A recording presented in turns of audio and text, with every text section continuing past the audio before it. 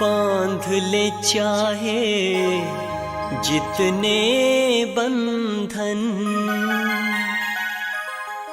उड़ कर आएंगे निर्बंधन। बांध ले चाहे जितने बंधन, उड़ कर आएंगे निर्बंधन। अब तो एक ही आश है, आना तुम्हारे पास है। अब तो एक ही आश है, आना तुम्हारे पास है। अब घर जाना है, अब घर जाना है, अब घर जाना है, अब घर जाना है, अब घर जाना है, अब घर जाना है, अब घर जाना है, अब घर जाना है।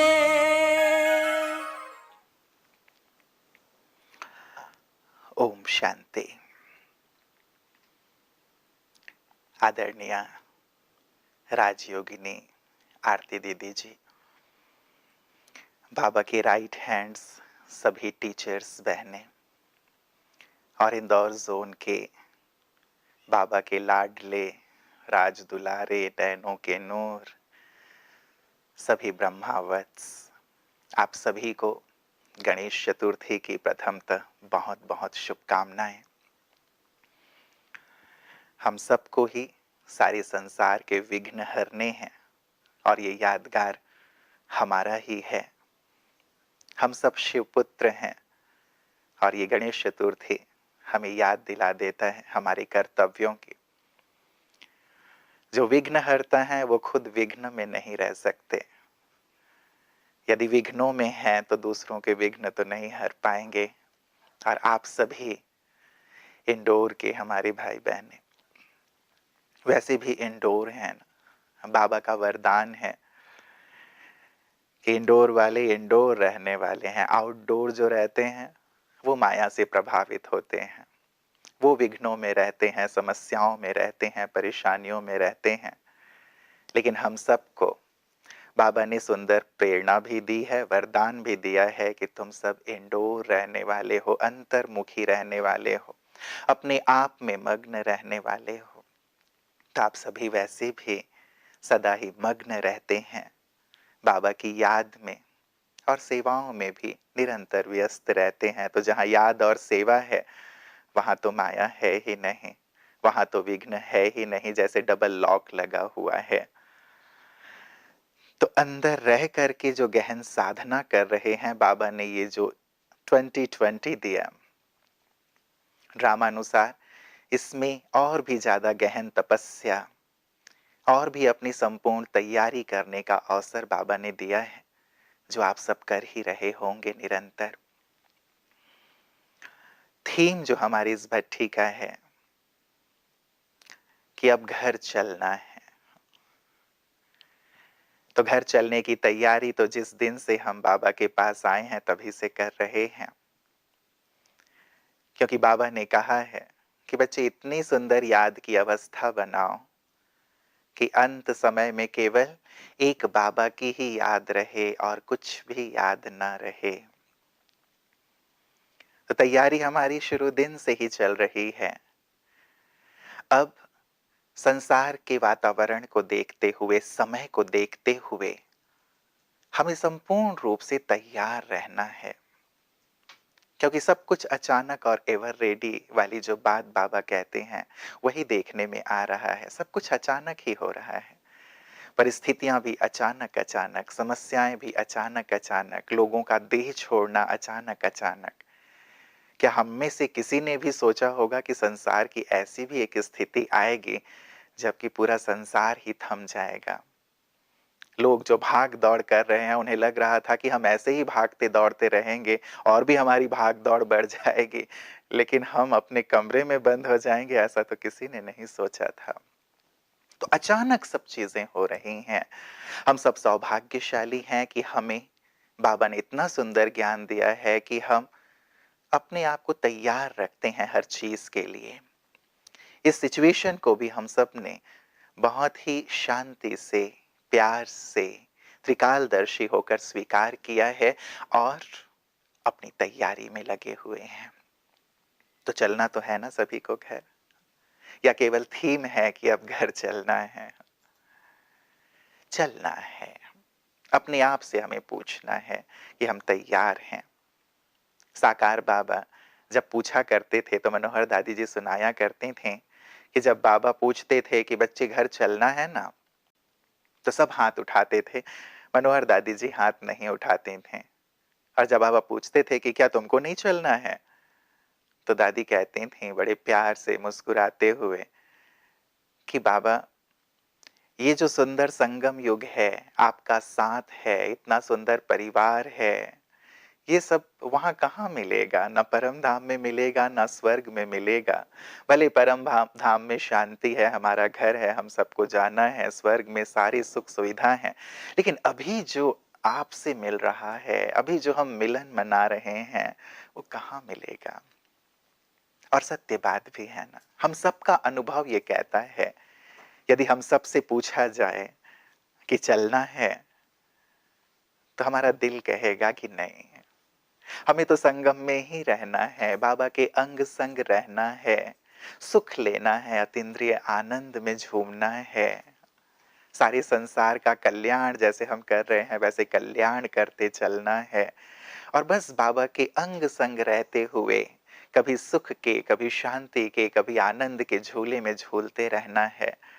क्योंकि ये जो संगम युग में बाबा का साथ मिला है, वो तो फिर सारे कल्प प्राप्त नहीं होगा। और एक तरफ सारा कल्प, सारे सकल्प के सुख वैभव, और एक तरफ बाबा। महाभारत का जो प्रसंग है वो यहीं का है कि दुर्योधन ने सब कुछ ले लिया, अर्जुन ने केवल श्री कृष्ण को मांगा।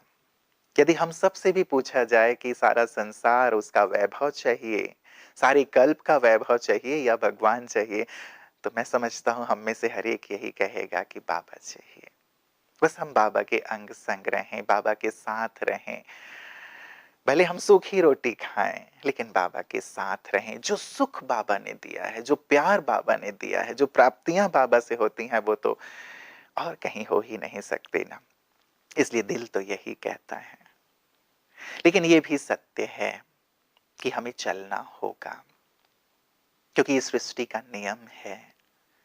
ब्रह्मा बाबा भी गए, मम्मा भी गई, दीदी भी गई, दादी भी गई, हमारे सारे बड़े निमित्त जिन्होंने हमें पालना दी है, यज्ञ को सींचा है, सभी गए ना।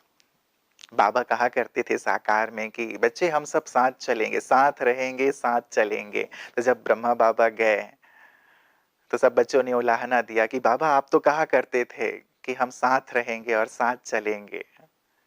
तब बाबा ने प्यार से कहा कि बच्चे मैं तो हूं ना, अभी गया कहाँ हूं, चलेंगे साथ फिर आएंगे साथ। कि हम सबके प्यार की एक बॉन्डिंग है। लेकिन स्थूल रूप से भी संसार से हमें जाना तो होगा, इसलिए हमें एवर रेडी रहना है। एक होता है यदि व्यक्ति को कहीं जाना हो तो वो प्यार से जाता है, खुशी से जाता है, और दूसरा होता है कि वो अनमने मन से जाता है, बिना खुशी के जाता है। और वो स्थिति इसलिए बनती है कि जो व्यक्ति पूरी तरह प्रिपेयर्ड होता है वो खुशी खुशी जाता है। यदि मुझे पता है कि मुझे मधुबन जाना है फलानी तारीख को और मैंने अपनी सारी तैयारी कर ली है, मेरे सारे कपड़े तैयार है, बैगेज तैयार है, मैं खुशी खुशी जाऊंगा। या मेरा कोई मित्र कहता है फलाने टूरिस्ट प्लेस पे चलना है, मैंने तैयारी कर ली है, तो मैं खुशी खुशी जाता हूं। लेकिन यदि मैं बाजार से गुजर रहा हूँ या अचानक ही वो घर में आता है और कहता है कि चलो उस टूरिस्ट प्लेस पे चलना है, अभी चलना है, मेरी तैयारी ही नहीं है, लेकिन अभी चलना है, तो मैं जाऊंगा तो पहले उसके साथ, लेकिन खुशी खुशी नहीं जाऊंगा। एक तो छोटा सा एग्जाम्पल है, हम में से भी सभी को जाना है। एक है जो बहुत खुशी से, आनंद से, संतुष्ट होकर, शांति से बाबा के प्रेम में मगन होकर के जाएंगे, और दूसरे ऐसे भी होंगे जो खुशी से नहीं जा पाएंगे। और कारण ये होगा, जिन्होंने अपने आप को भर लिया है, जिन्होंने अपने आप को मग्न कर लिया है, जो पाना था वो पा लिया है, वो खुशी से जाएंगे। तो हमें ये देखना है, चलना तो है, लेकिन क्या चलने को इस रूप में तैयार है कि बाबा अभी कहे। बाबा तो कहते हैं कि फट से चुटकी बजेगी, घंटी बजेगी, जो जिस हालत में होगा चलना होगा। ऐसी हालत के लिए हमारी तैयारी है। एवर रेडी रहने को बाबा ने कहा है, ये भी बाबा की आज्ञा है, बाबा की श्रीमत है, बाबा की सावधानी है हमारे लिए कि कभी भी हो सकता है। बाबा तो एक पल बाद भी क्या होने वाला है वो नहीं बताएंगे ना। तो इसलिए हम सबको तैयार रहना है। और इस तैयारी में जो सबसे महत्वपूर्ण बात है, जिस पर आज मैं आप सबका ध्यान दिलवाना चाहूंगा, हम सब मिलकर उस पर बात करेंगे, वो एक बहुत महत्वपूर्ण सी बात है, अंडरलाइन करने वाली धारणा है, बेहद का वैराग्य। वैराग्य हमें चलने के लिए तैयार करता है। वैराग्य हमारी रस्सियों को सहज रूप से काट देता है। वैराग्य हमसे त्याग कराता है। वैराग्य हमसे तपस्या कराता है। वैराग्य हमारी जो कमी है, कमजोरियां हैं, जिनके लिए हम कहते रहते हैं कि यार ये छूटती नहीं है, उन्हें सहज रूप से हमसे दूर कर देता है। इसीलिए बाबा कहते हैं, बच्चे बेहद के वैराग्य की स्थिति की आवश्यकता है। बाबा ये भी कहते हैं कि जब तक तुम ब्राह्मणों में बेहद का वैराग्य नहीं होगा, तब तक संसार की आत्माओं में भी वैराग्य पैदा नहीं होगा। जो क्षणिक सुख है, जिसके पीछे वो लगे हुए हैं, उससे वैराग्य तभी आएगा जब तुम्हारे अंदर वैराग्य आएगा।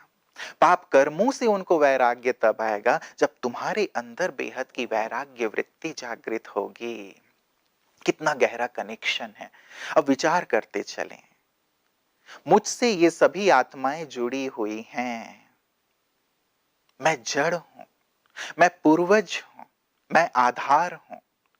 मेरे संकल्प, मेरी वृत्ति, मेरी दृष्टि, इन सब चीजों का सीधा सीधा प्रभाव सारे संसार की आत्माओं पर पड़ रहा है, मेरी वंशावली पर पड़ रहा है। और यदि अब तक मेरे अंदर वो वैराग्य वृत्ति पैदा नहीं हुई है, तो उन आत्माओं के अंदर भी वो वैराग्य की भावना पैदा नहीं होगी।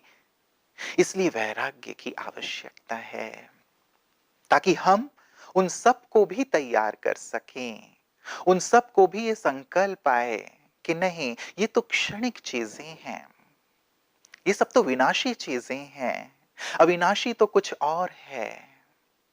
हम सत्य की ओर बढ़ें, प्रकाश की ओर बढ़ें।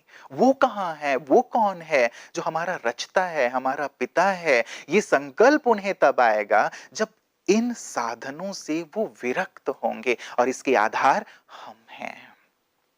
कितनी बड़ी रिस्पॉन्सिबिलिटी है हमारी।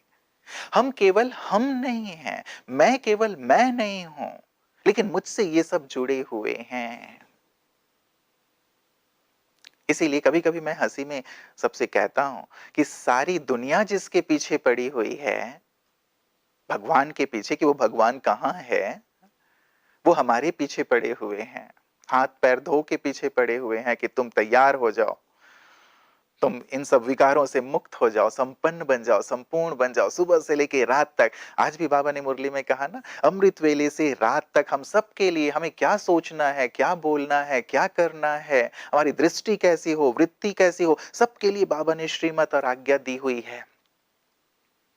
शुरुआत में कभी कभी बाबा से रोरियान होती थी, तो मैं बाबा से कहता था, बाबा आपने तो पूरा टाइट शेड्यूल रख दिया है कि सुबह से रात तक यही करना है, थोड़ा तो मार्जिन दो ना।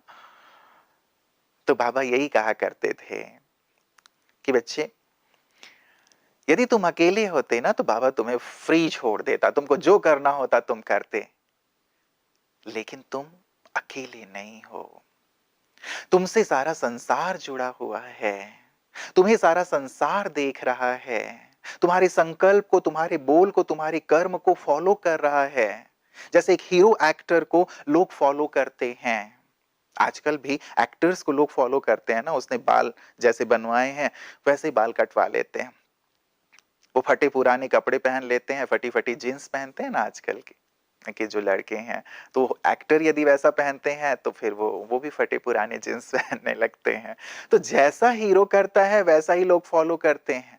तो हम सब भी हीरो एक्टर्स हैं, हम सब भी आधार हैं। इस बात को हम सबको बहुत गहराई से रियलाइज करने की जरूरत है, इसकी अवेयरनेस में रहने की जरूरत है, ताकि हम अपने आप को, स्टेज पे जो व्यक्ति रहता है वो कैसा रहता है, कितना अटेंटिव रहता है, अलर्ट रहता है कि मुझे लोग देख रहे हैं तो मुझे कैसे बोलना है, कैसे चलना है, एक एक शब्द चुन चुन के बोलता है, कुछ भी गलत नहीं बोलता, क्योंकि लोग देख रहे हैं, सामने हैं।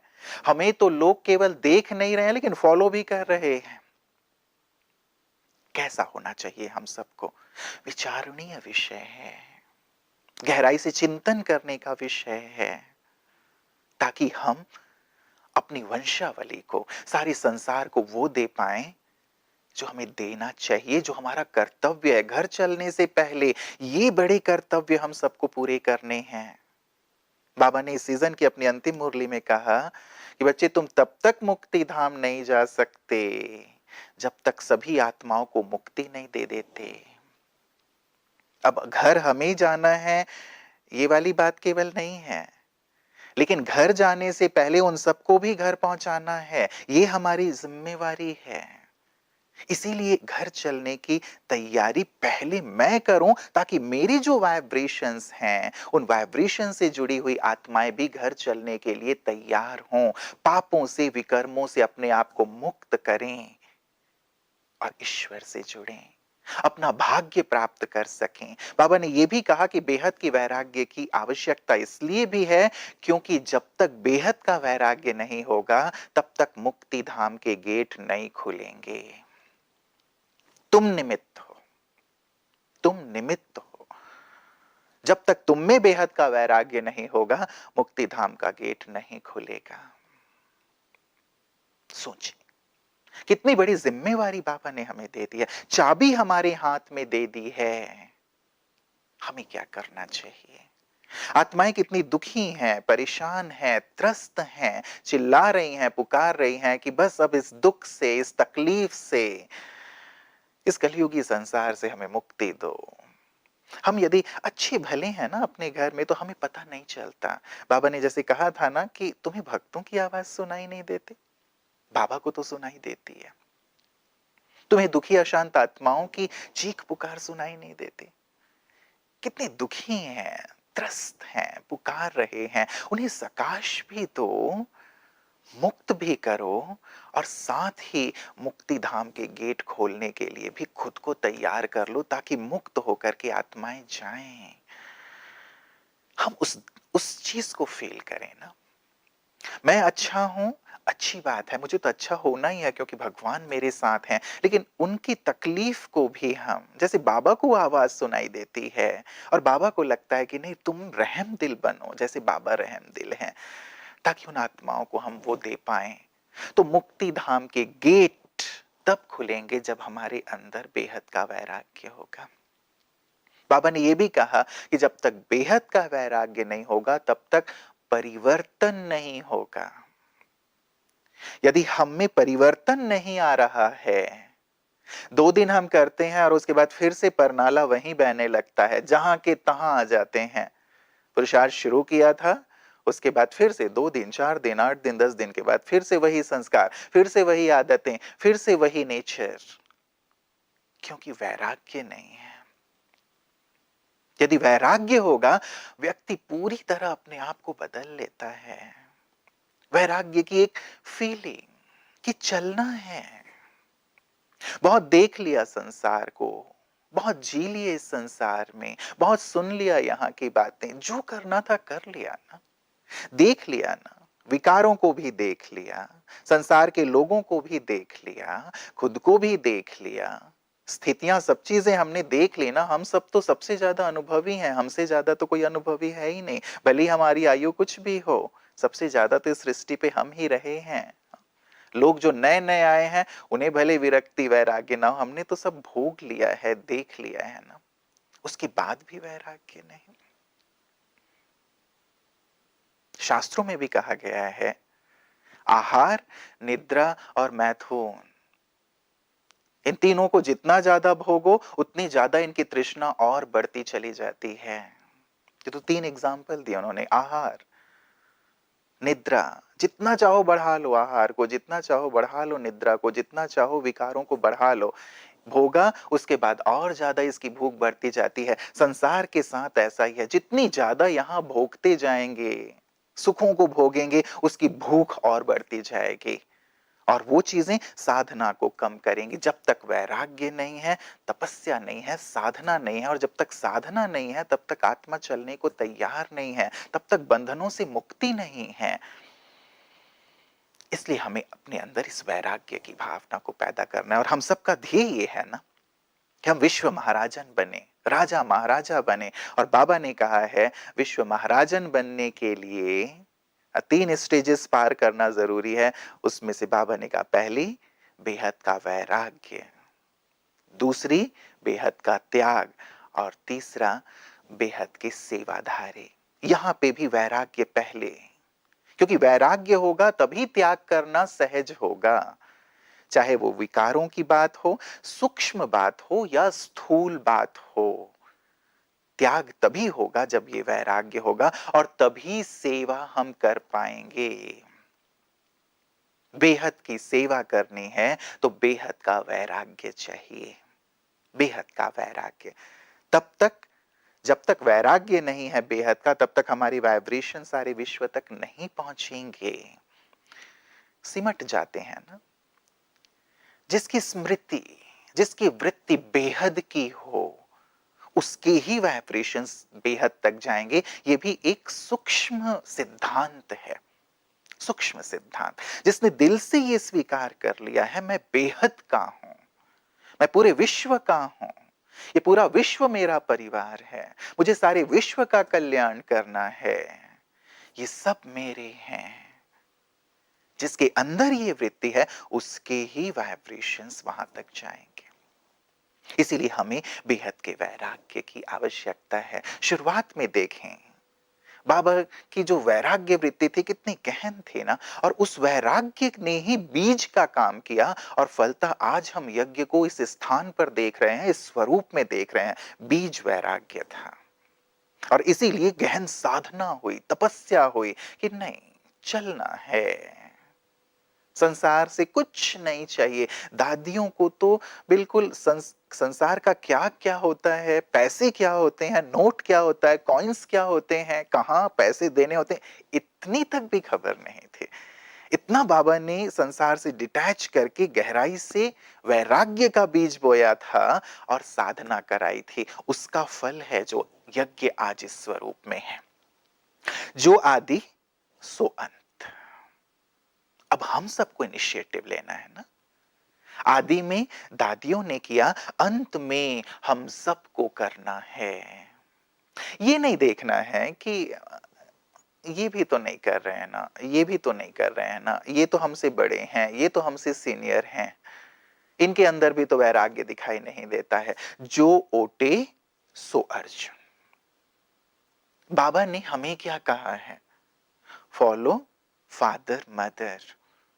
बाबा को देखो, मम्मा को देखो, दादियों को देखो, और किसी को देखने की श्रीमत तो दी नहीं ना बाबा ने। आज भी बाबा ने सुबह कहा तुम्हें तो पूरी पूरी चीजें लिस्ट दे दी गई हैं, क्या करना है क्या नहीं करना है, फॉलो किसको करना है ये भी मैं करूंगा, मैं पाऊंगा। इसीलिए मैं अपने आप को किसी और को ना देख करके, या फिर चलता है ना भविष्य में जो मिलेगा देख लिया जाएगा, ये वाली भी वृत्ति नहीं। ये भी हमें त्याग नहीं करने देगी, ये भी हमारे अंदर वैराग्य पैदा नहीं करेगी। हम सबको इस बात की बहुत ज्यादा आवश्यकता है कि बाबा ने जैसे अपने जीवन में वैराग्य से शुरुआत की ना, उस वैराग्य को हम भी अपने जीवन में लाएं, फॉलो फादर करें। बाबा के जीवन में वैराग्य आया, उसके बाद ये सारी चीजें शुरू हुई, उसके बाद की यात्रा प्रजापिता ब्रह्मा बाबा के संपूर्ण ब्रह्मा बनने तक की पहुंची। हम भी इस बीज को पक्का करें, बीज ढीला ना हो। नींव यदि कमजोर होगा तो बिल्डिंग तो धराशायी होगी, है ना। फिर हम ये कहते हैं कि इतने साल हो गए हैं ज्ञान योग में चलते हुए, मजा नहीं आ रहा है, वो शक्ति फील नहीं हो रही है, वो अनुभूति नहीं हो रही है, बाबा से वो खिंचाव महसूस नहीं हो रहा है। कैसे होगा जबकि राग और वैराग दोनों के झूले में हम झूल रहे हैं। कभी राग है, कभी वैराग है। राग हमें बांधता जाता है इच्छाओं के, कामनाओं के बंधन में। वैराग्य हमें न्यारा और प्यारा करता है। वैराग्य ये नहीं है कि हम सब कुछ छोड़ देते हैं, वैराग्य हमें न्यारा करता है, जीवन जीना सिखाता है। हम संसार में रहते हैं, संसार हम में नहीं रहता। नाव में हम पानी नहीं आने देते, नाव हमारी संसार सागर में चलता है। ये कला बाबा ने हमें सिखाई है ना। इसीलिए हम राग वैराग के झूले में झूलना बंद कर दें, दोनों हाथ से लड्डू खाने की कामना बंद कर दें। शमशानी वैराग्य नहीं कि ठीक है सब जा रहे हैं, हमें भी जाना होगा, थोड़ी देर के लिए आया, उसके बाद फिर से हम दुनियादारी में लग गए। शमशान में गए, वहां देखा किसी की चीता को हमने जलाया, संस्कार किया किसी का, वहां हमारे अंदर वैराग्य पैदा हो गया कि अरे मुझे भी यहाँ आना पड़ेगा एक दिन। बस वहीं तक रहे, थोड़ा बाहर निकले और उसके बाद फिर से हम व्यस्त हो गए अपनी दिनचर्या में, अपने कारोबार में। वो जो एक वृत्ति थी, वो वृत्ति वहीं की वहीं रह गई। तो शमशानी वैराग्य नहीं। थोड़े से बीमार हो गए, वैराग्य आ गया कि अरे ये क्या है बाबा, उठा ले। हाँ। थोड़ा सा व्यापार में नुकसान हो गया, किसी ने हमें कुछ कह दिया, कोई और चीज हमने देख ली, थोड़ी देर के लिए वैराग्य आया और हमने कहा कि अरे सचमुच ना ये दुनिया तो व्यर्थ है, बिल्कुल ही कोई अपना नहीं है, बस बाबा ही अपना है। उसके बाद थोड़ी देर में फिर से स्थिति सामान्य हुई, स्थिति ठीक हुई। अभी कोरोना काल चल रहा है, वैराग्य की स्थिति है। कल स्थिति सामान्य हो गई, फिर से अपने सब चीजों धंधाधोरी में हम लग गए और फिर से हमारी स्थिति वही की वही हो गई।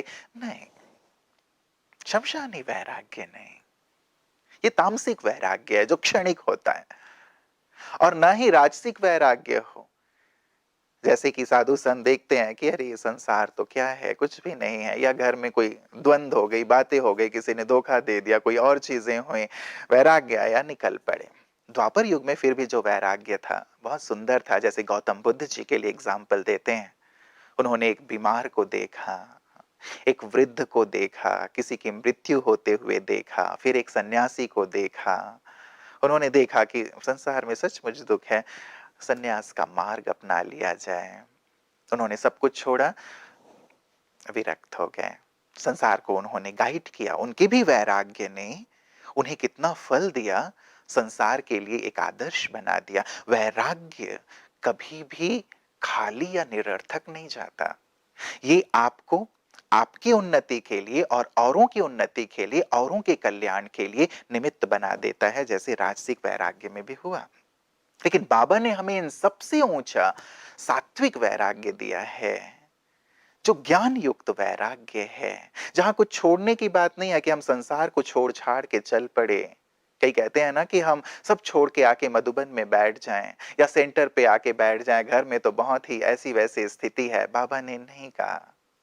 बाबा ने कहा जहां हो वहां रहते हुए उन सिचुएशंस के बीच में अपनी स्थिति को वैराग्य युक्त बनाओ, अपनी स्थिति को श्रेष्ठ बनाओ, क्योंकि वो स्थितियां तुम्हें शक्तिशाली बनाने वाली हैं। भगोड़ा नहीं बनना है, छोड़ छाड़ के कहीं निकलना नहीं है। जहां है वहां ज्ञान युक्त वैराग्य धारण करके चलना है हम सबको।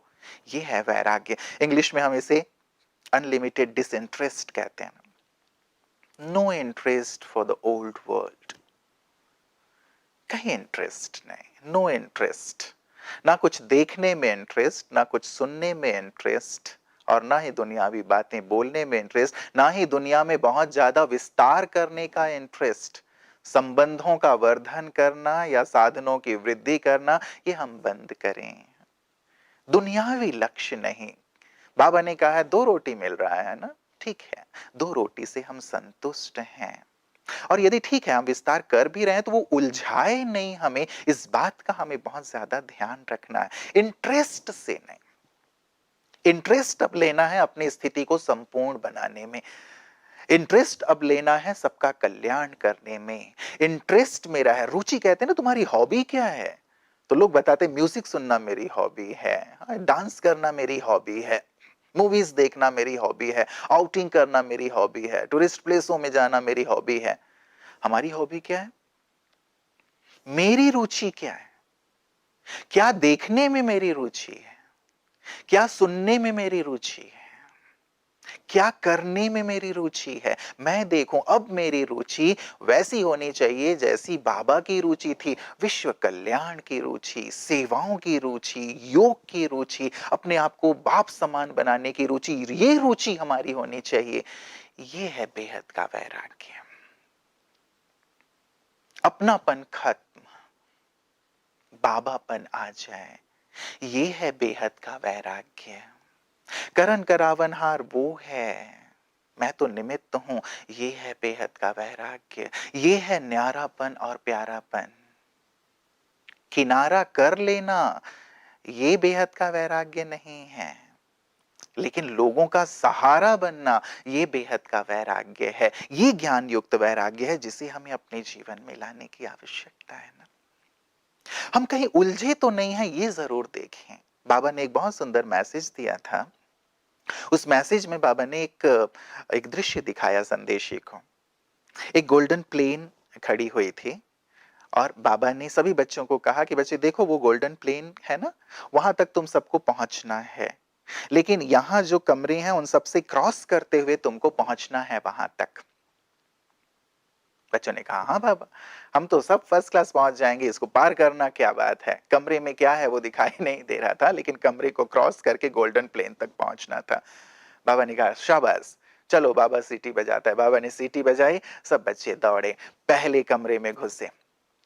पहले कमरे में नाना प्रकार के व्यंजन, नाना प्रकार के व्यंजन, 56 प्रकार के भोग, हाँ? सुंदर सुंदर खुशबू आ रही है, हाँ? बहुत सुंदर सुंदर, जो भी आज संसार में प्रचलित हैं, जो आप समझ सकते हैं।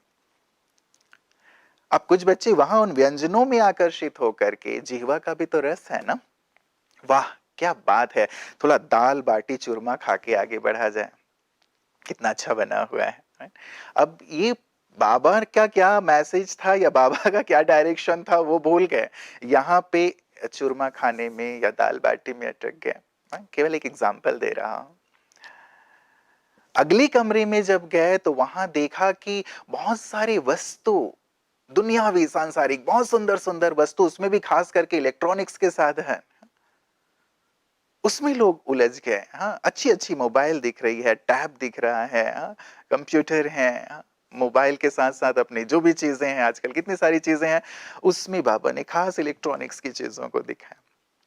कुछ लोग वहां उलझ गए। हाँ, आजकल उलझते जा रहे हैं ना कि हमें नहीं ये मोबाइल नहीं, ऐसा मोबाइल चाहिए, ऐसा नहीं वैसा मोबाइल चाहिए, इसमें ये फैसिलिटी है, उसमें वो फैसिलिटी है, ऐसे कमरे चाहिए, वैसे कमरे चाहिए।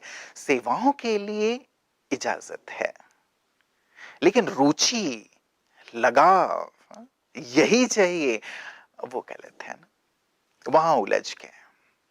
कुछ लोग वहां से निकले तो अगला जो कमरा था उसमें सारे हमारे सगे संबंधी व्यक्ति, पहला व्यंजन, दूसरे में वस्तु और तीसरे में व्यक्ति। ये मेरे जो लौकिक छोड़ भी आए हैं वो अलौकिक में भी मेरे मेरे। इस भाई के साथ बहुत अच्छी मेरी जमती है, इस बहन के साथ बहुत अच्छी जमती है, इनके साथ ही मुझे सेवा करना है, इनके साथ रहना अच्छा लगता है, इनके साथ फोन पे बातें करना अच्छा लगता है। यहाँ भी तो एक लोहे की जंजीर के बाद एक सोने की जंजीर है ना। मेरे हैं, ये मेरे हैं, सेवा के साथी हैं। बाबा ने सेवा के साथी दिए हैं, ये भाव नहीं, लेकिन इनके साथ और कहीं नहीं। यदि कहा भी गया कि नहीं नहीं तुमको यहां नहीं वहां जाना है, क्या इजीली हम एक्सेप्ट कर लेते हैं इस चीज को?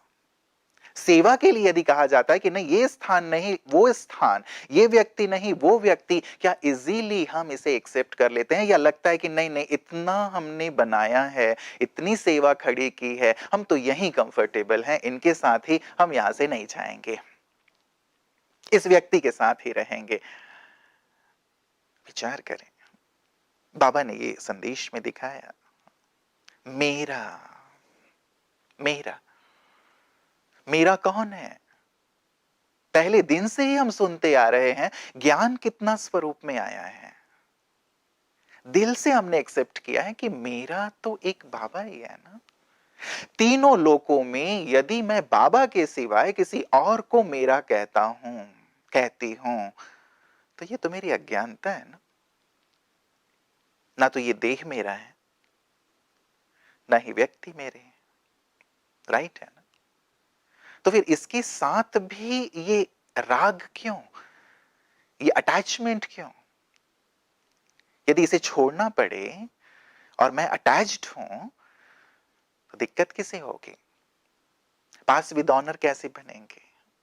या फिर अंतमति सोगति की हम बात कर रहे हैं, जिस व्यक्ति के साथ मैं अटैच्ड हूं वही मुझे चाहिए मेरे सामने, क्या उसकी याद नहीं आएगी?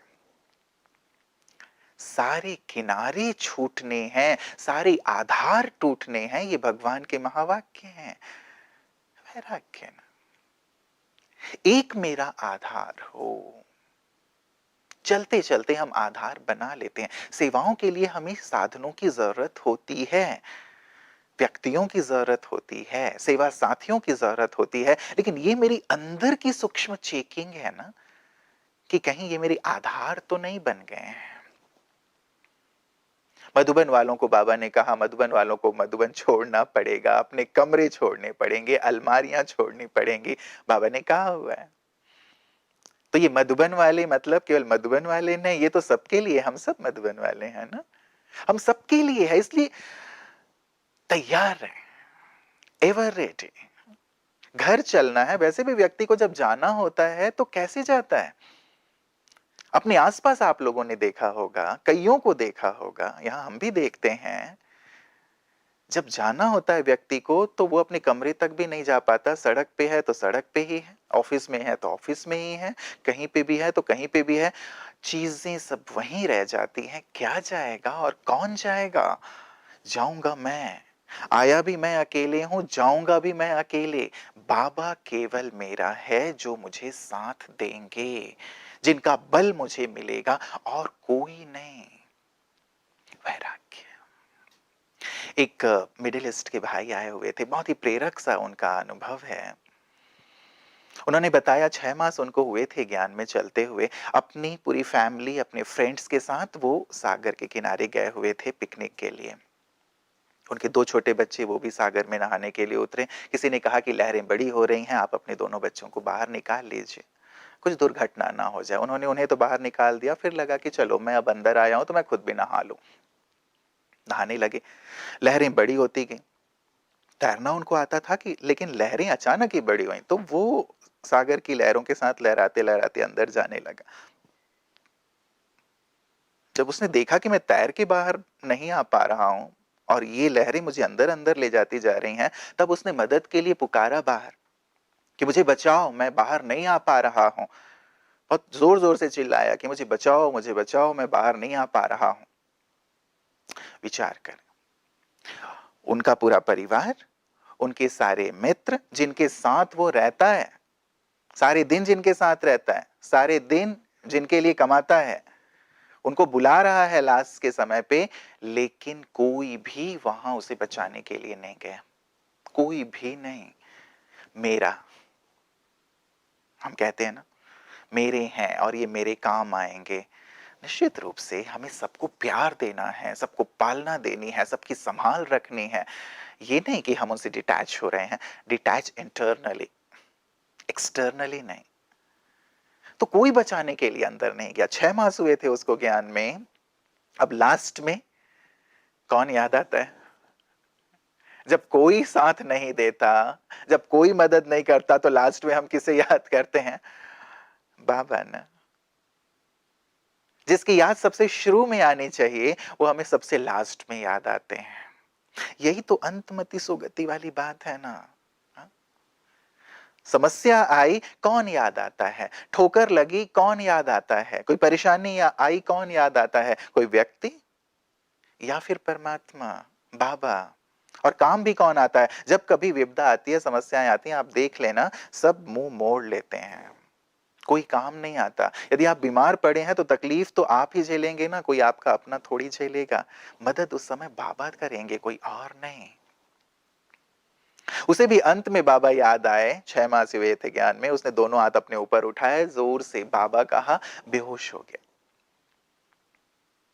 क्योंकि सागर का बहुत खारा पानी अंदर चला गया था। जैसे उसने बाबा कहा, वहां तटरक्षक बल के हेलीकॉप्टर्स होते हैं, एक हेलीकॉप्टर आया, तटरक्षक बल का सदस्य नीचे उतरा, उसे बाहर निकाला गया, हॉस्पिटलाइज किया गया। जैसे ही 2 दिन के बाद उसकी आंखें खुली, क्या निकला होगा? दिल से निकला बाबा। दिल से अपना अनुभव शेयर कर रहे थे कि मैंने देख लिया, कोई इस संसार में अपना नहीं है, कोई अपना नहीं है। जिसे हम मेरा मेरा कहते हैं, अपना तो केवल वो है, मेरा तो केवल वो है। हम भी देखें कि हमने किसे अपना बनाया है। काम वो आने वाला है, जो काम आएगा उसे हमने कहीं पीछे तो नहीं छोड़ा हुआ है। चेकिंग करें। यहां पे भी मेरे मेरे में अटक अटक गए और साथ ही मैं में अटक गए। मैं देहभान का भी और मैं देह अभिमान का भी। देहभान बस अपनी कॉन्शियसनेस में है। सारे दिन देख लें कितना हम सोल कॉन्शियस रहते हैं कि मैं आत्मा हूं, बाबा का बच्चा हूं, चलना है, विश्व का कल्याण करना है। और कितने दिन इस कॉन्शियस में रहते हैं कि मैं ये हूं, मैं ये हूं। शरीर, अपना पोजीशन, इतना सारा मेरा विस्तार है, वो कितना कॉन्शियस में रहता है और ये कितना कॉन्शियस में रहता है। अशरीरी होने की अब जरूरत है ना।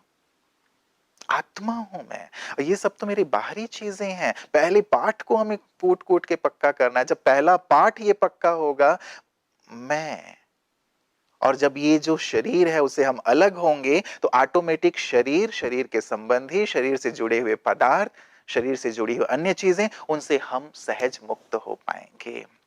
लेकिन एक अवेयरनेस, एक कॉन्शियसनेस की जरूरत है।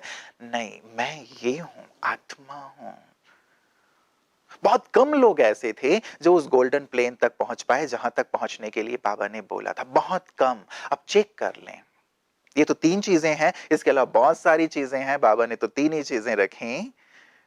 मैं कहां उलझा हुआ हूं? मैं खुद ही खुद का टीचर बनूं, खुद ही खुद का टीचर।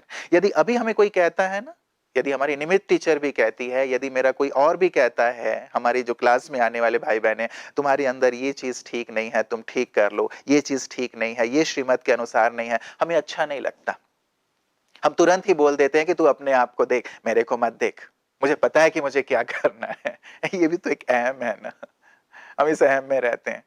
इसीलिए कोई नहीं, आपको कोई कुछ नहीं कहेगा, बस आप अपने टीचर बनो। अपना दर्पण अपने साथ रखो।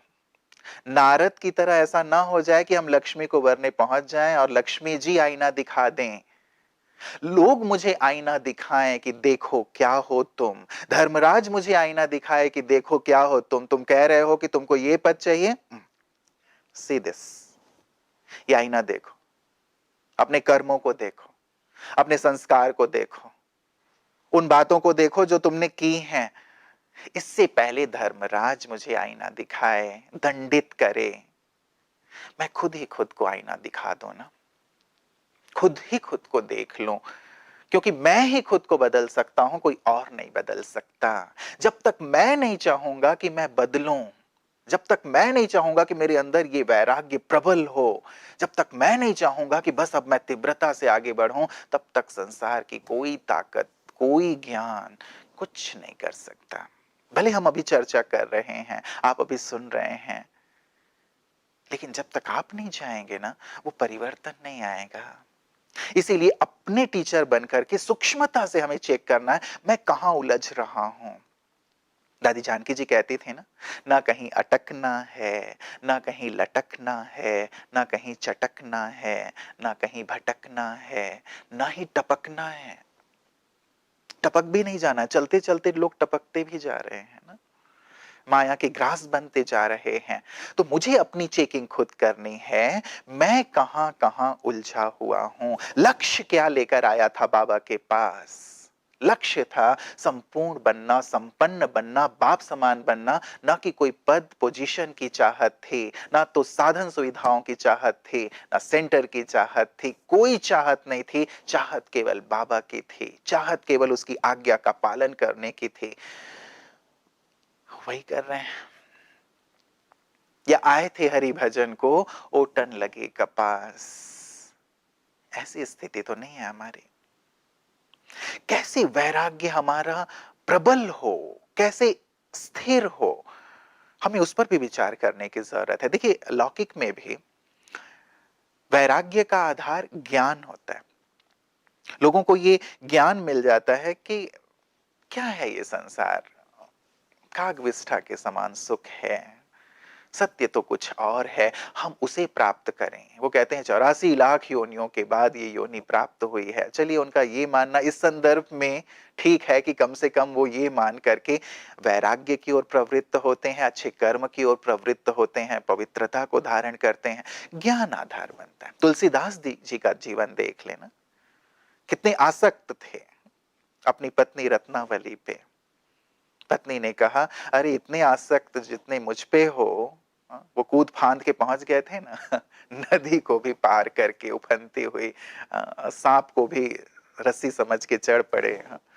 जब ऐसी विक्षिप्त स्थिति में रत्नावली ने उनको देखा तो कहा कि अरे क्या है आप, इतना प्यार यदि प्रभु राम से होता तो आपका बेड़ा पार हो जाता। तुरंत ज्ञान के चक्षु खुल गए। राम का नाम, राम की धुन ऐसी लगाई कि जब कभी भी रामायण का पाठ होता है तो श्री राम के साथ तुलसीदास जी का नाम लिया जाता है। संसार में एक ये भी कथा प्रचलित है कि एक व्यक्ति घने वन से गुजर रहा था, अंधेरा हो गया था, अपने घर की ओर जा रहा था, रास्ता भटक गया, एक गड्ढे में गिर गया। गिरते गिरते उसके हाथ में एक टहनी आ गई, उसको पकड़ के लटकने लगा। नीचे देखा तो 3 अजगर थे, 3 अजगर। थोड़ी देर के बाद देखा तो 2 चूहे आ गए, जिस टहनी को पकड़ के वो लटका हुआ था, वो दोनों चूहे उस टहनी को कतरने लगे। थोड़ी देर के बाद देखा एक हाथी आ गया, वो हाथी अपनी पीठ से उस पेड़ को धक्का देने लगा जिस पेड़ की टहनी से वो लटका हुआ था। अब उस पेड़ पे ही एक मधुमक्खी का छत्ता भी था। मधुमक्खी उड़ने लगे और पेड़ चूंकि हिल रहा था तो वो जो छत्ते में शहद था टपकने लगा, इसके मुख में पड़ा। 1 2 3 जैसे जैसे टप टप पड़ रहा था उसे मजा आने लगा। कैसी विकट स्थिति में था, और जब ये शहद टपकने लगा तो वो उसका आनंद लेने लगा। उधर से शिव जी और पार्वती जी गुजर रहे थे। पार्वती जी तो वैसे भी करुणामयी है ना, तो उन्होंने देखा कि देख प्रभु, देखिए ये व्यक्ति कैसे लटका हुआ है बेचारा गड्ढे में, बचाइए इसको। शिव जी गए और बोले, लाओ अपना हाथ दो, मैं तुम्हें बचाने के लिए आया हूं, बाहर आओ। लेकिन वो व्यक्ति तो वो जो टपक रहा था उसका रस ले रहा था, उसको शिव जी की आवाज सुनाई ही नहीं दी। वो अपने में मस्त था, ये भूल गया कि कहां पड़ा हुआ है। नीचे 3 अजगर पड़े हुए हैं, ये टहनी कभी भी टूट सकती है, हाथी भी ये, और उधर से छत्ते से वो मधुमक्खी भी निकल पड़े हैं, काट सकते हैं। नहीं, क्या है ये? कहा जाता है ये जो 3 अजगर हैं वो काम, क्रोध और लोभ हैं, विकार रूपी, जो कि बिल्कुल निगलने के लिए तैयार हैं। ये जो वन है जिससे वो गुजर रहा था वो मनुष्य का जीवन है। जो टहनी है वो टहनी हमारी आयु है जिसमें हम लटके हुए हैं। जो 2 चूहे हैं वो दिन और रात हैं, जो लगातार कुतर रहे हैं, लगातार, और कुतरते कुतरते एक दिन हमें गिरना ही है ना, अर्थात मानव को गिरना है, जीवन का अंत होना है। जो हाथी है वो घमंड है, वो भी उस पेड़ को घमंड में हिलाया जा रहा है। और ये जो रस है जो टपक रहा है हमारे मुंह में, ये सांसारिक क्षणिक सुख है, जो केवल उस क्षणिक सुख को लेने के लिए इस विकट स्थिति को भी इग्नोर कर रहा है और भगवान हाथ दे रहे हैं, उस भगवान के हाथ को भी नहीं देख रहा है। अब हम सब ने भगवान को तो पा लिया, लेकिन ये जो बाबा हमें इस स्थिति से बाहर निकालना चाहते हैं, आवाज हमें सुनाई दे कि आ जाओ बच्चे, बहुत लटक लिए, यदि यहीं लटकते रहोगे तो एक दिन नीचे ही जाना है, जहां अजगर भी तैयार हैं, टहनी को भी टूटना है, और ये सारी जो मधुमक्खियां हैं जो भी उड़ गई हैं, जिनका शहद तुम पी रहे हो, वो भी तुम्हें कष्ट में डालने वाली हैं। इसलिए सर्वधर्मानि परित्यज्य मामेकं शरणं व्रज, अहम त्वाम सर्व पापेभ्यो मोक्षयिष्यामि मा शुचः। सब छोड़ के तुम मेरी शरण में आ जाओ। बहुत कर लिया ना, संसार की चीजों को देख लिया, अब भगवान की शरण में शरीर से नहीं, मन बुद्धि से। अब आप जो कहो, मैंने अपने मनमत के अनुसार, परमत के अनुसार जीवन जी लिया, देख लिया अपनी हालत क्या हो गई, कितना मैं दयनीय स्थिति में पहुंच गया। मैंने खूब चिल्लाया, खूब पुकारा, तब प्रभु आप आए हैं। अब प्रभु का हाथ पकड़ लें, उसके अंग संग रहना शुरू कर दें, उनके साथ में ही कल्याण है ना। ज्ञान का सिमरण निरंतर चलता रहे, स्वदर्शन चक्र निरंतर हम फिराते रहें। जब ज्ञान निरंतर चलता रहेगा, ये अवेयरनेस निरंतर रहेगी, चक्र पूरा हुआ, अब तो चलना है। वैराग्य स्थायित्व को प्राप्त करेगा, स्थिर रहेगा। जब ये ज्ञान भूल जाता है, जब इसका सिमरण हम भूल जाते हैं, जब ये भूल जाता है चलना है, उलझ जाते हैं, लग जाते हैं। इसीलिए ज्ञान। दूसरी बात, संसार में भी जो साधु संत हैं, उनके कई संप्रदाय हैं, वो ये मानते हैं कि मृत्यु को ये मान के चलो तुम्हारी परछाई की तरह तुम्हारे साथ साथ चल रही है। परछाई है, कभी भी तुम्हारे सामने आ सकती, तुमको लेके जा सकती है। इसे अपने सामने देखो, परछाई की तरह देखो। जब मृत्यु की स्मृति रहेगी तो तुम संसार में आसक्त नहीं होगे, लेकिन तुमने जो संन्यास लिया है, तुमने जो लक्ष्य लिया है, उसे तुम प्राप्त करोगे। मम्मा का भी स्लोगन क्या था? हर घड़ी को अंतिम घड़ी समझकर चलो। हर घड़ी को। हमें क्या पता है कि आने वाली घड़ी में क्या होने वाला है? क्या हम में से कोई भी, जो भी हम सब जुड़े हुए हैं, आज बैठे हुए हैं, देख रहे हैं, सुन रहे हैं, हम में से कोई भी दावे के साथ ये कह सकता है कि कल का सूर्य मैं देखूंगा? नहीं। एक बार युधिष्ठिर अपनी पूरी सभा में बैठे हुए थे, एक याचक आया, याचक ने याचना की कि मुझे कुछ चाहिए। युधिष्ठिर जी ने कहा कि कल आना, अभी मैं व्यस्त हूं। भीम तुरंत ऊपर गए, उन्होंने घंटा बजाना शुरू कर दिया। महल के ऊपर घंटा हुआ करता था, जिससे सभी प्रजा एकत्रित हो जाया करते थे। कुछ खास वजह से वो घंटा बजाया जाता था, सारी प्रजा एकत्रित हो गई। युधिष्ठिर भी वहां आ गए। अब भीम जी सबको बोल रहे थे कि सुनो सुनो, युधिष्ठिर भैया ने काल को जीत लिया है, युधिष्ठिर भैया ने काल को जीत लिया है। अब युधिष्ठिर वहां आए, उन्होंने कहा कि भीम क्या कह रहे हो, ये तो मैंने कहा ही नहीं। तो भीम ने कहा, अभी अभी भैया जो याचक आया था, आपने कहा कि कल आना। इसका मतलब है कि आपको पता है कि आप कल रहेंगे। युधिष्ठिर जी की आंखें खुल गईं। उन्होंने कहा कि मुझे क्षमा करो, मुझसे गलती हुई। कल क्या होगा कुछ नहीं कहा जा सकता ना। इसीलिए जो पल है वर्तमान है मेरे पास। यदि केवल आज मेरे पास है, जैसे ही कल सुबह आंखें खुले, आज का दिन मेरे पास भगवान ने मुझे दिया है, आज मुझे क्या करना है? आज का ही दिन है बस। यदि मुझे सुबह मिला है और रात को मुझे जाना है, केवल आज है, तो विचार करें कि मुझे आज क्या क्या करना है। क्या मैं व्यर्थ में अपना टाइम वेस्ट करूंगा? आज भी बाबा कह रहे थे ना, व्यर्थ देखना, व्यर्थ सुनना, व्यर्थ बोलना, व्यर्थ करना, व्यर्थ में कितना टाइम चला जाता। यदि केवल आज मेरे पास है, एक दिन मेरे पास है जो भगवान ने मुझे दिया है, मैं क्या करूंगा?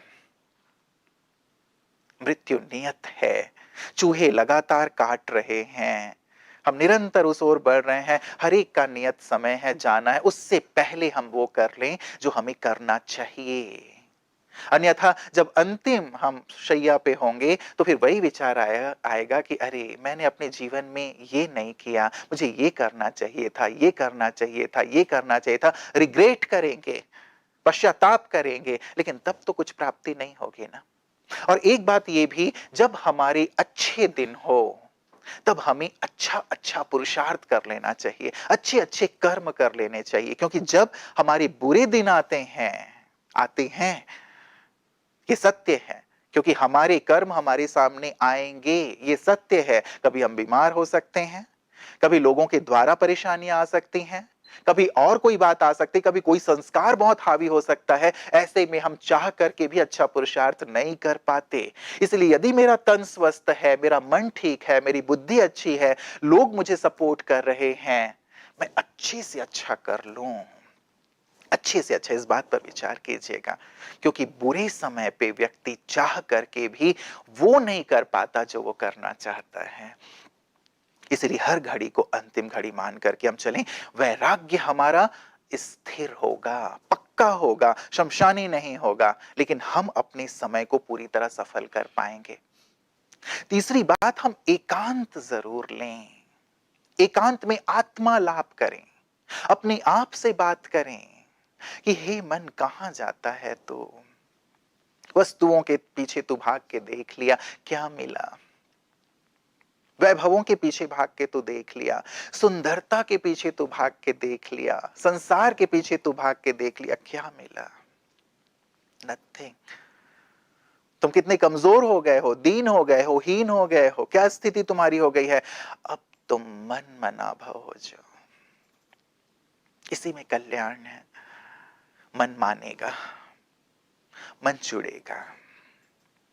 एकांत, खुद से बातें, और साथ ही एकांत में ब्रह्मा बाबा को भी देखें। कैसे बाबा एकांत में सारे संसार को देखते थे कि ये जो इन आंखों से दिख रहा है सब कुछ नष्ट हो जाने वाला है, ये चीजें ऐसी नहीं रहेंगी, ये बड़ी बड़ी जो अट्टालिकाएं दिख रही हैं ताश के पत्तों की तरह ढह जाएंगे, ये सब कुछ बह जाएगा, नष्ट हो जाएगा, सब जैसे संसार ही कब्रिस्तान हो जाएगा।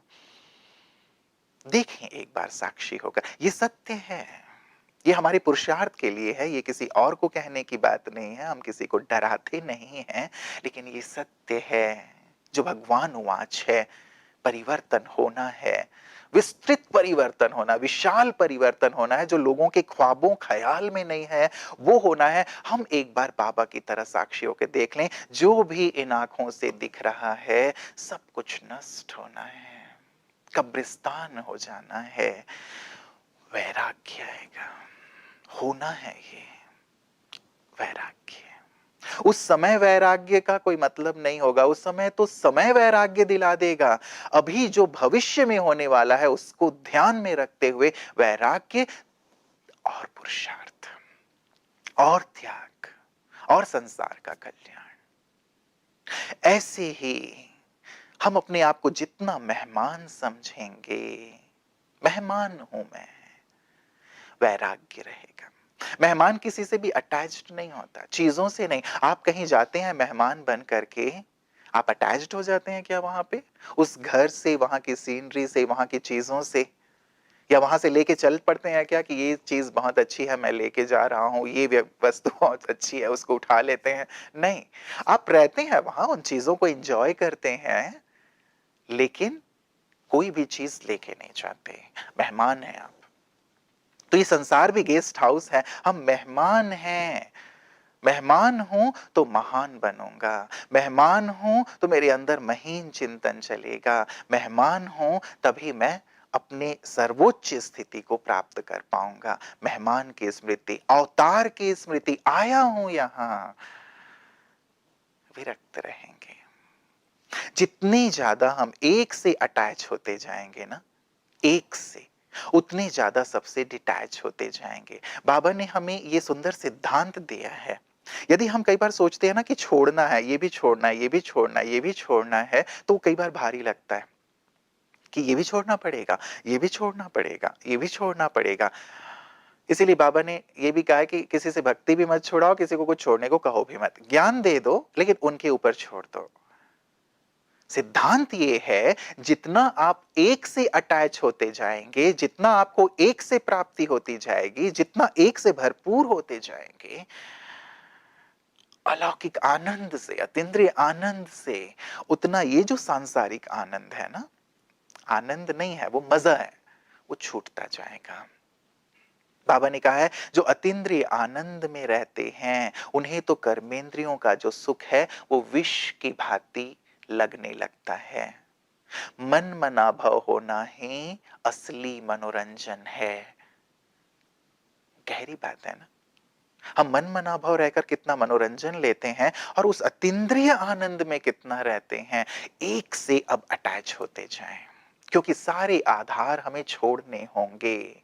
जाने से पहले सब कुछ छोड़ना होता है, जो स्थूल चीजें हैं।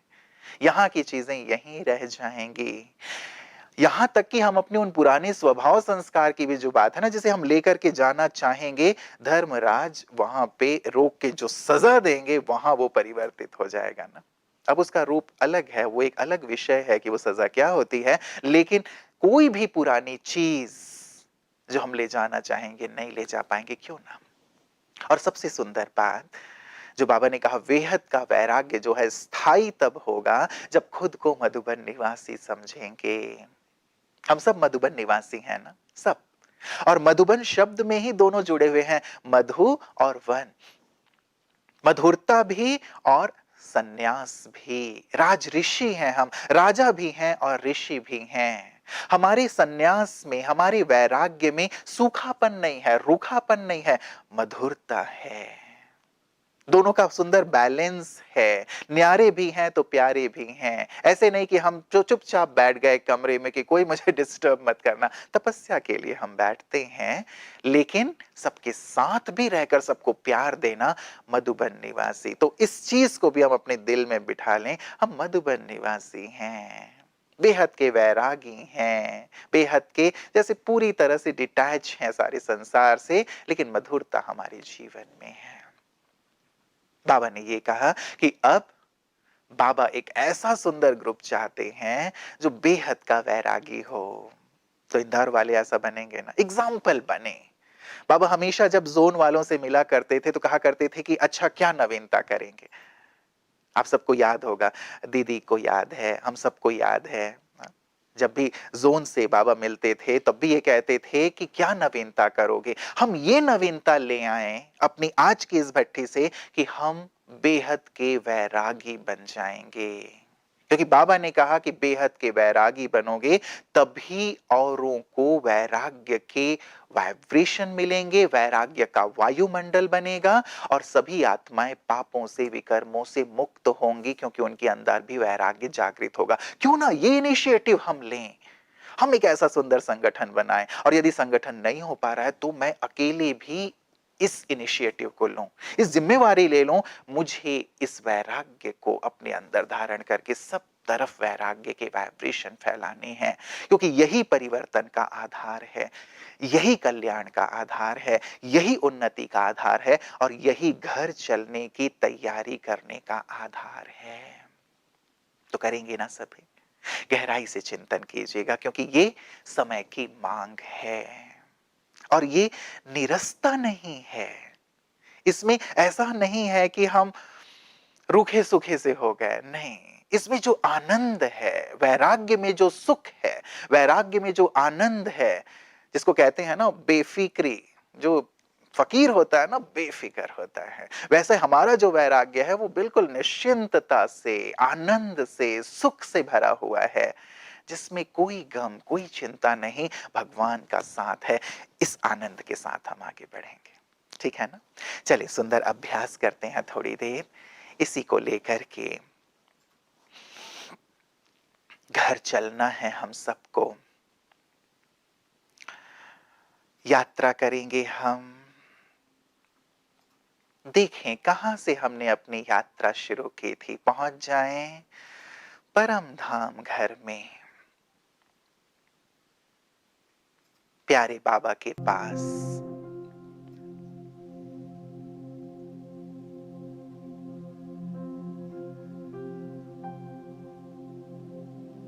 अपने बाबा के साथ हम कितने सुकून में थे, शांति में थे। हमारा परम धाम घर कितना न्यारा, कितना निराला, कितना प्यारा है।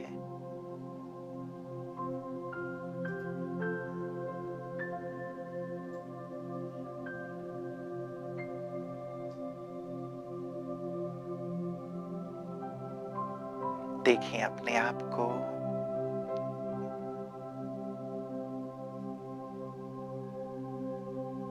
आत्माओं का उल्टा झाड़,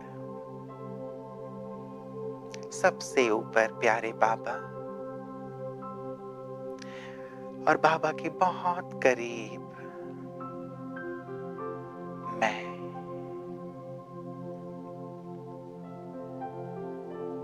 चमकती हुई मणि,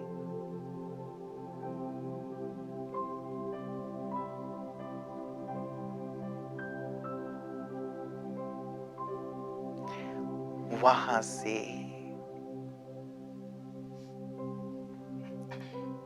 अपनी यात्रा मैंने प्रारंभ की। नीचे आए आदि काल में,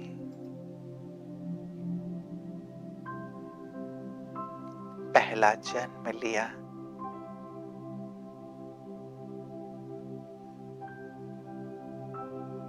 दूसरा जन्म लिया,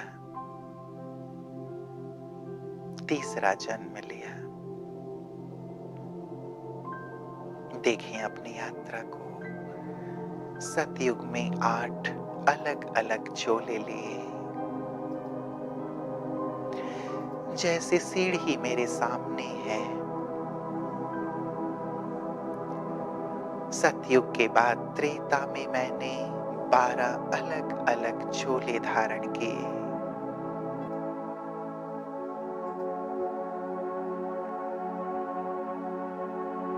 द्वापर में 21, कभी नर का चोला, कभी नारी का चोला, लेकिन आत्मा वही है, मैं वही हूं, यात्रा कर रही हूं।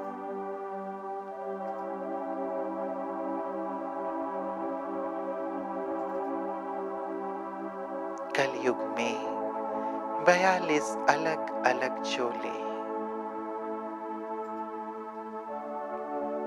कभी उत्तर भारत तो कभी दक्षिण भारत, कभी पूर्व में तो कभी पश्चिम में।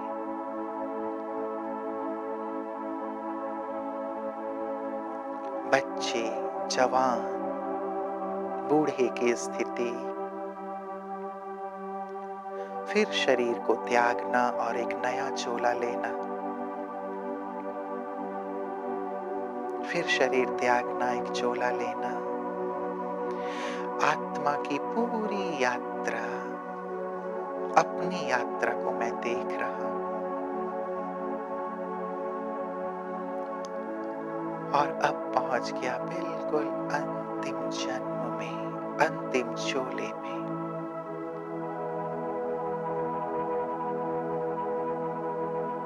सीढ़ी के नीचे चक्र में बिल्कुल संगम पर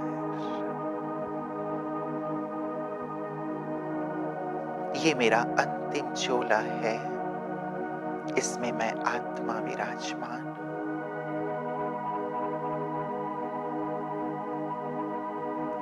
अब मुझे वापस घर चलना है, जहां से मैंने अपनी यात्रा शुरू की थी। अब मुझे वहीं चलना है।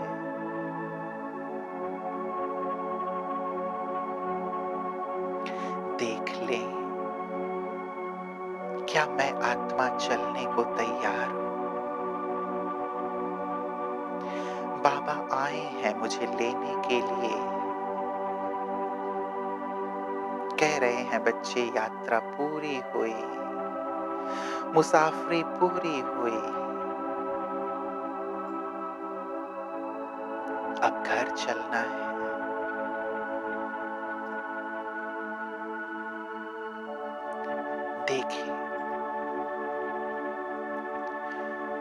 कुछ ऐसी वस्तुएं तो नहीं है जो मुझे बांध रही है।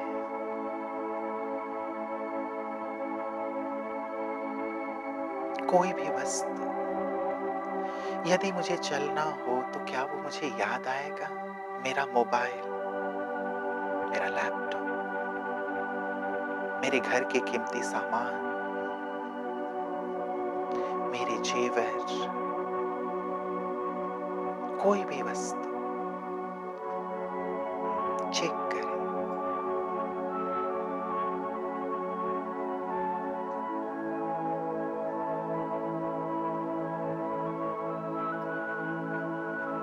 कोई व्यक्ति तो मुझे नहीं बांधेगा।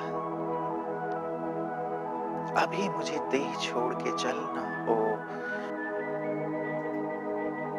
या मैं चलने को तैयार हूं,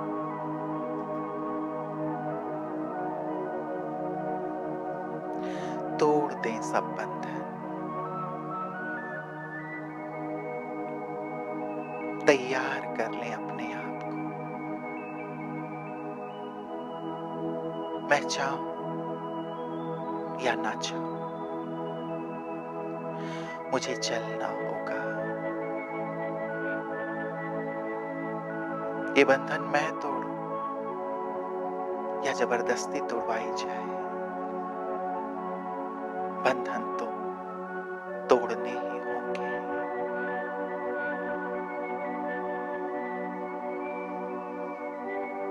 बेहतर मैं स्वयं तोड़कर मुक्त हो जाऊं, तैयार हो जाऊं। मेरा तो बस एक, दूसरा न कोई। देखें बाबा सामने आ गए, बाप दादा मेरे सामने आ गए, अपना हाथ मेरी ओर बढ़ा रहे हैं कि बच्चे चलो, बाबा तुम्हें लेने आए हैं। मैं दिल से, खुशी से बाबा ये कहते हुए बाबा के साथ चल पड़ता हूं ऊपर वतन की ओर।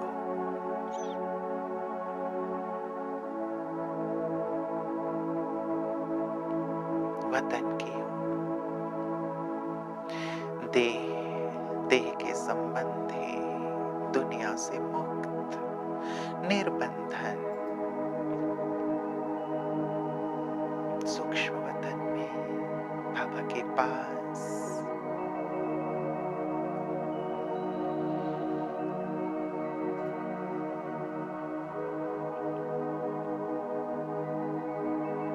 और फिर ऊपर मूल वतन में अपने मूल स्थान पर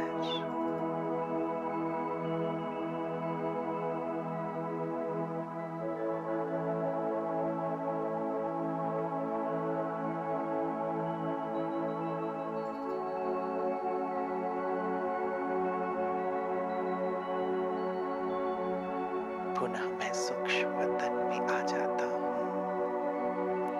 और बाबा मुझे दृष्टि देते हुए कह रहे हैं, बच्चे तुम अवतार बनकर धरती पर अवतरित हो। फरिश्ते बनकर संसार में जाओ, संसारी बनकर नहीं, फरिश्ते बनकर, अवतार बनकर, धर्म स्थापनार्थ, विश्व कल्याणार्थ।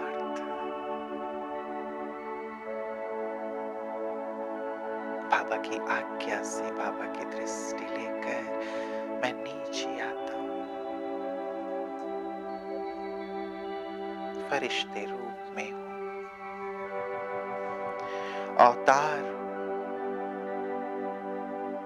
मेहमान आया हूं कल्याण के लिए। और सतत इस स्मृति में हूं, ऊपर से आया हूं और वापस मुझे ऊपर जाना।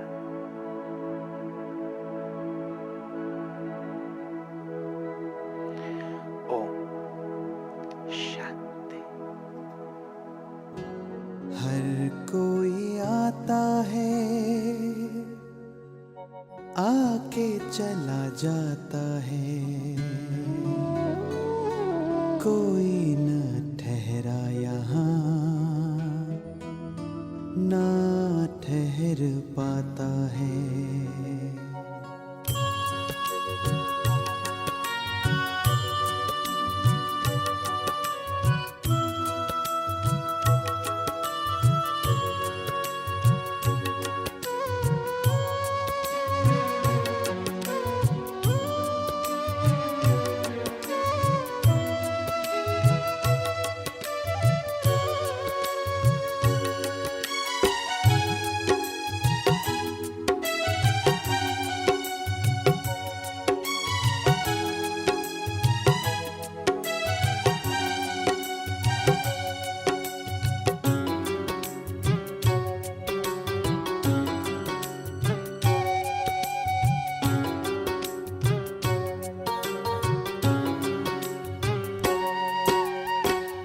हर कोई आता है आके चला जाता है, कोई न ठहरा यहाँ ना ठहर पाता है।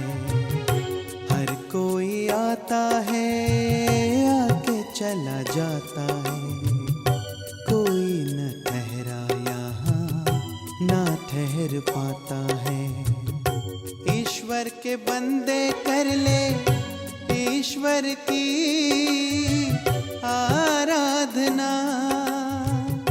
पुण्य की पूंजी भर ले बाद में न पछताना।